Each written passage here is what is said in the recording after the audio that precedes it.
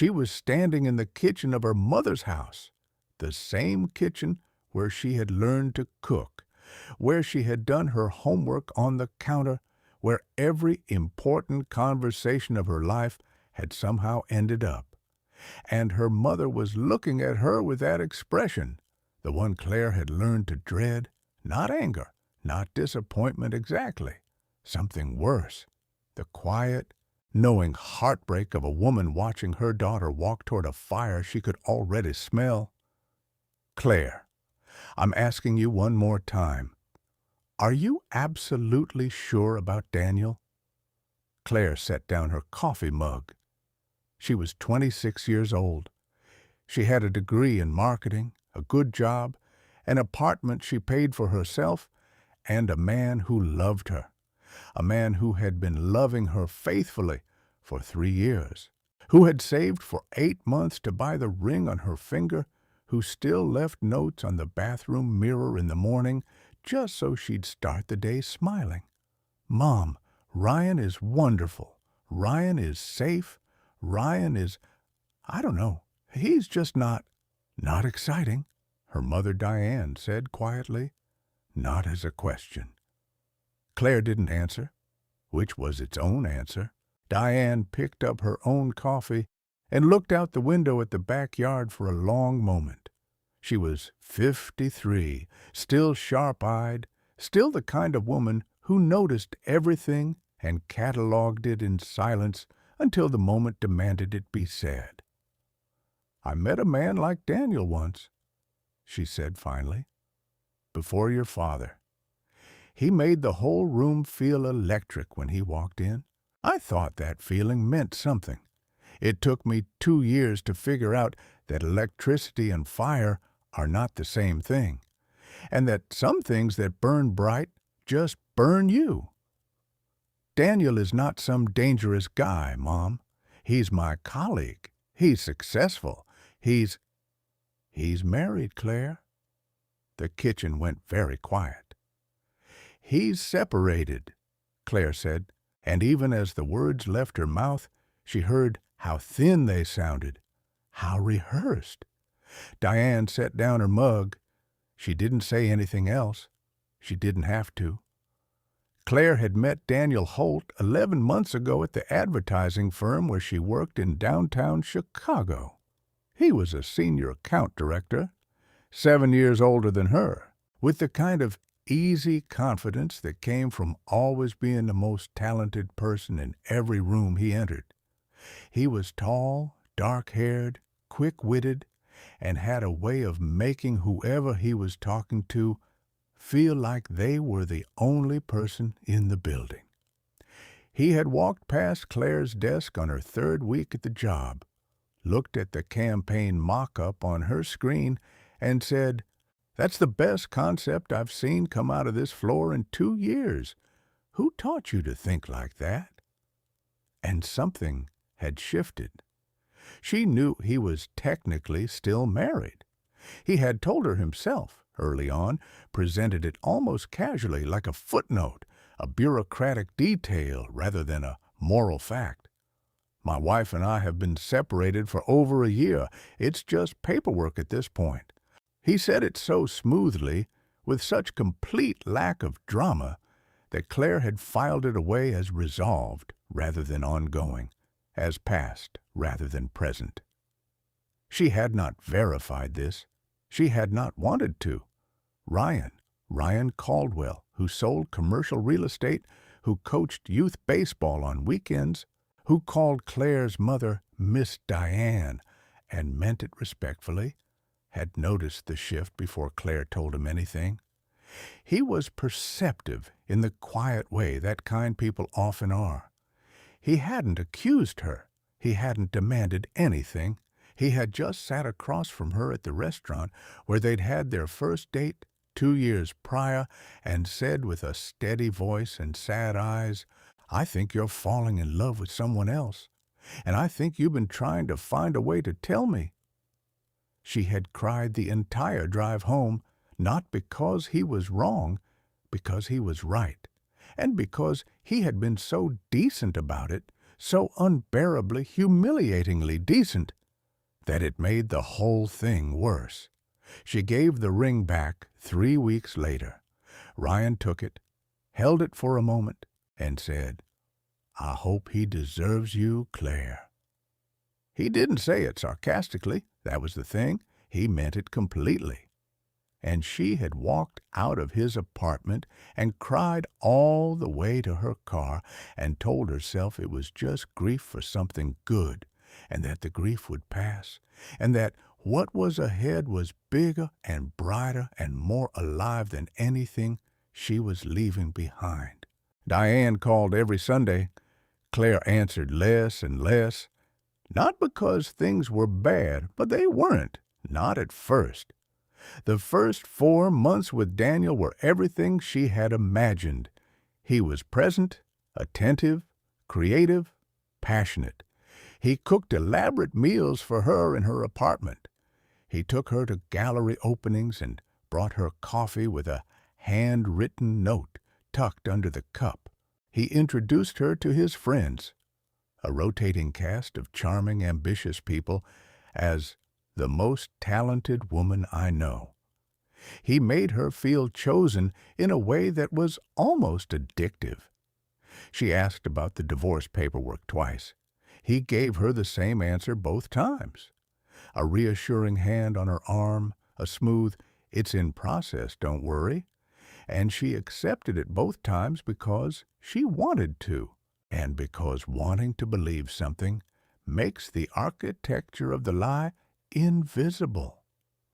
She told her mother briefly and defensively during one of the Sunday calls that things were wonderful. Diane said, "I'm glad, baby," and nothing else, which was somehow more unnerving than an argument would have been. The first crack appeared on a Thursday evening in November, when Claire was dropping a forgotten laptop charger at Daniel's apartment. She had a key, though she noticed she was never quite encouraged to use it spontaneously, and found 2 toothbrushes in the bathroom that she was certain only one of them had been using. She stood there for longer than she should have, looking at them. She told herself there was an explanation. She didn't ask for one. The second crack was a phone call she half heard on a Saturday morning while he was in the shower. A woman's voice on the screen, the contact saved only as a first name. A name that was ordinary and innocuous, and that stayed in Claire's mind like a splinter. She didn't look. She told herself not to look. She didn't look.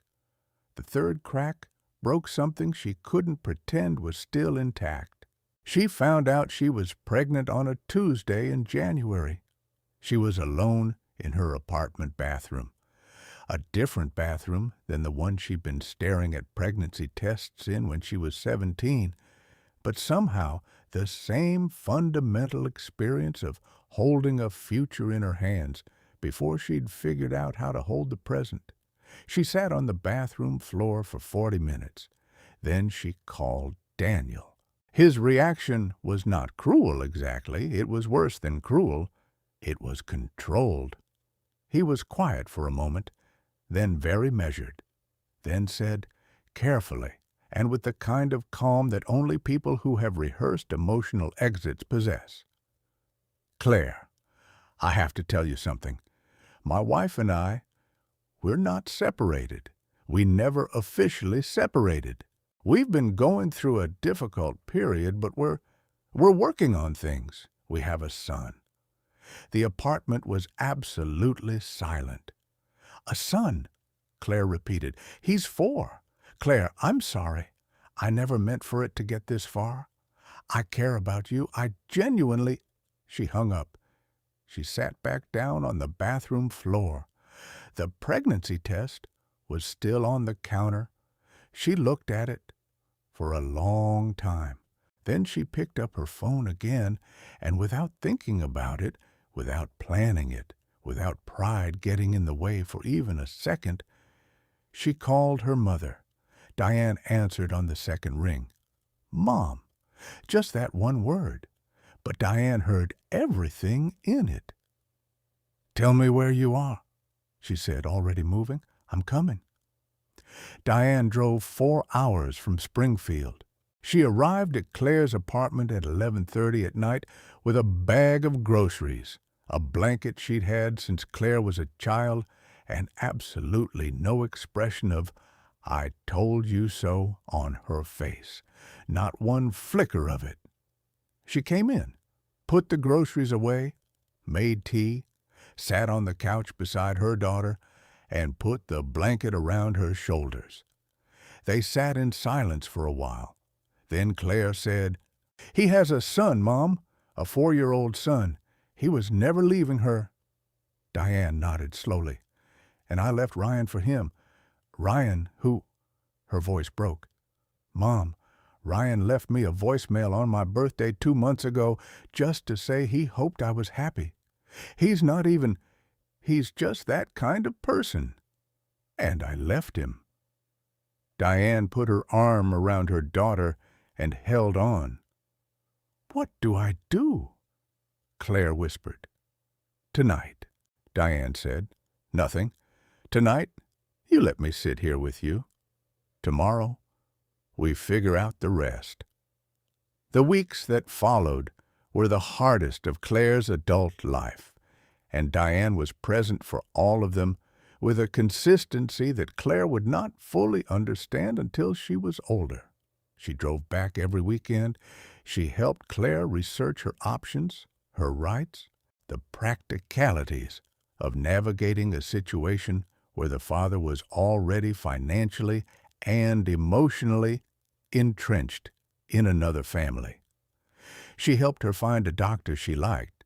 She sat in the waiting room during the first prenatal appointment and was there when Claire came out, and she handed her a bottle of water and asked, "How are you feeling?" Meaning all of it, not just the physical. Daniel attempted contact 3 times. A text, then a longer text, then a carefully worded email that read more like a legal document than an apology. He offered financial support in the vaguest possible terms. He said he wanted to do the right thing while making clear through every line of language that doing the right thing would be on his terms and at his convenience. Claire's response, after consulting with a family attorney her mother helped her find, was equally formal and considerably more specific. She was not going to disappear. She was not going to be managed. She was going to have this baby, and she was going to raise her, and Daniel was going to meet his legal obligations, all of them. His wife, it later emerged through the attorney process, had found out about Claire months earlier. She had not been nearly as composed as Claire. The marriage was, in fact, now actually over, not because Daniel had chosen to leave, but because his wife had shown him the door. Claire felt no satisfaction at this information, only a dull, tired recognition that the whole architecture of his life had been built on the assumption that nothing would ever catch up with him. Things had caught up with him. At work, Claire requested a lateral transfer to a different team, which was granted without drama. She continued performing at the level she always had, maybe higher in the focused, driven way that some people find when there is no longer any energy to waste on things that don't matter, her manager noticed. A promotion came quietly in her second trimester, delivered with a matter-of-fact, "You've earned this," that felt like the first clean breath of air in months. She told only 2 people at work, people she actually trusted.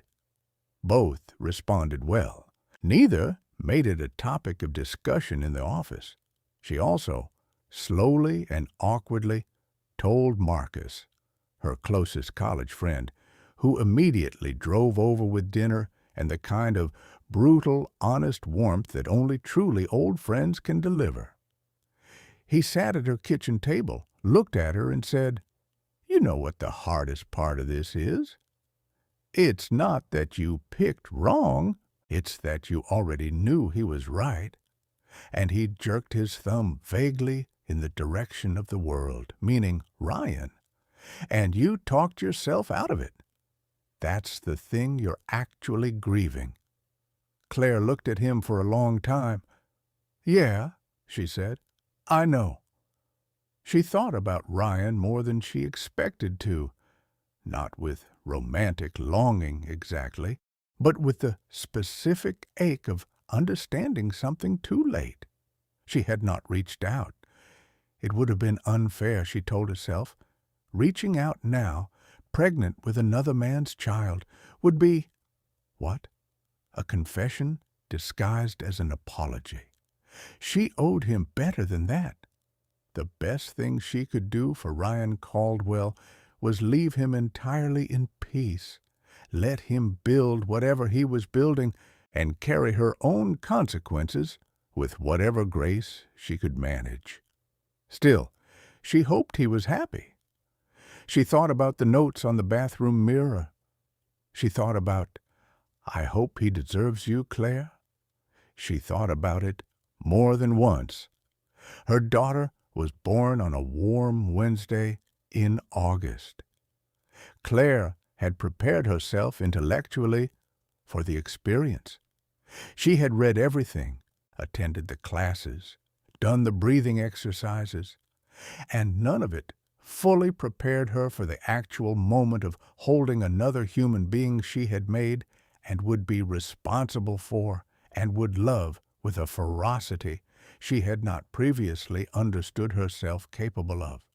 She held her and felt something click into place inside her chest, some alignment of purpose and clarity, as if everything that had been scattered and wrong and confused for the past year had been somehow in the service of arriving precisely here. She named her June, after the month where, years ago, on a warm evening on her mother's back porch, Diane had told her, "The best thing you will ever do in your life will not be the easiest. The best things never are." Diane was in the room when June was born. She stood near the window until Claire reached for her, and then she was there immediately, the way she had always been, the way Claire was, only now, at 27, fully understanding how extraordinary that constancy actually was. When Diane held June for the first time, she didn't say anything for almost a minute. Then she looked at her daughter and said quietly, "She looks like you did, exactly like you." And Claire, exhausted and aching and more grateful than she had ever been in her life, said, "Thank you, Mom, for everything, for all of it, for not saying I told you so." Diane smiled. "I never needed to say it. You already knew." The first year was demanding in every dimension, financially, physically, emotionally, professionally, and Diane was present for more of it than Claire had asked for or expected. She came for the brutal first weeks without being invited. She took the early morning shifts on the weekends so Claire could sleep. She drove June to her first doctor's appointments when Claire had a critical work deadline she couldn't reschedule. She never asked for gratitude and never made her help feel like a debt. Claire learned things that year she hadn't known to look for.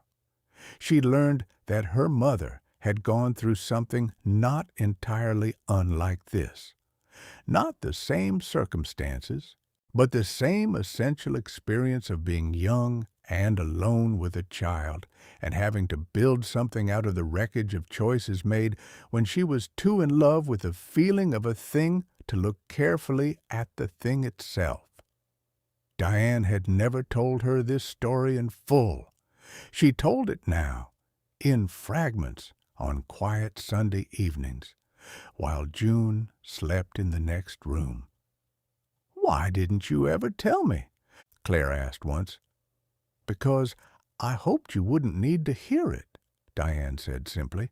And then, when I thought you might, you weren't ready to listen. Claire had nothing to say to that, because it was exactly true. Daniel was present in June's life in the legally defined, emotionally minimal way that men who have been cornered by their own choices tend to be. He paid what the agreement required. He showed up when he was scheduled to. He was not cruel to June. He was not particularly warm either. He was a presence at the margins, consistent enough to be legally accounted for, insufficient enough to remind Claire every time of what she was doing entirely alone. She had made peace with it, not quickly and not cleanly, but genuinely. She was not waiting for him to become someone else. She was not angry anymore. Anger was expensive, and she had a daughter to raise and a career to build and a mother to call every Sunday, which she now did without fail, without excuses, with the full understanding that those calls were not an obligation, but an extraordinary privilege. June was 2 when Claire ran into Ryan at the farmer's market on a Saturday morning. She almost didn't recognize him at first, not because he had changed dramatically, but because she had mentally filed him under past, and the brain resists the intrusion of past into present. But there he was. Same steady posture, same quiet ease, buying tomatoes from a vendor like someone who had no unresolved drama with anyone and was simply having a Saturday. He saw her. His face showed a flicker of surprise, then settled into something uncomplicated and kind. Claire, Ryan. They stood there for a moment. June was in the stroller. Ryan looked down at her with the open, uncomplicated warmth of someone who has no reason to feel anything but goodwill. "She's beautiful," he said, and he meant it. She could hear that he meant it, with no subtext, no score to settle. "Thank you," Claire said, and then, because she had owed him this for 2 years and had never found the right moment and understood suddenly that there might never be a more right moment than this one. "Ryan, I'm sorry for how I handled it, for what I chose. You were—" She stopped. "You deserved better than how I treated you." Ryan looked at her for a moment, not with hurt, not with bitterness, just with the calm of a person who had processed something fully and arrived at the other side of it intact. "I know," he said simply, "and I hope things are good for you, Claire. I genuinely do." He meant that, too. She could tell.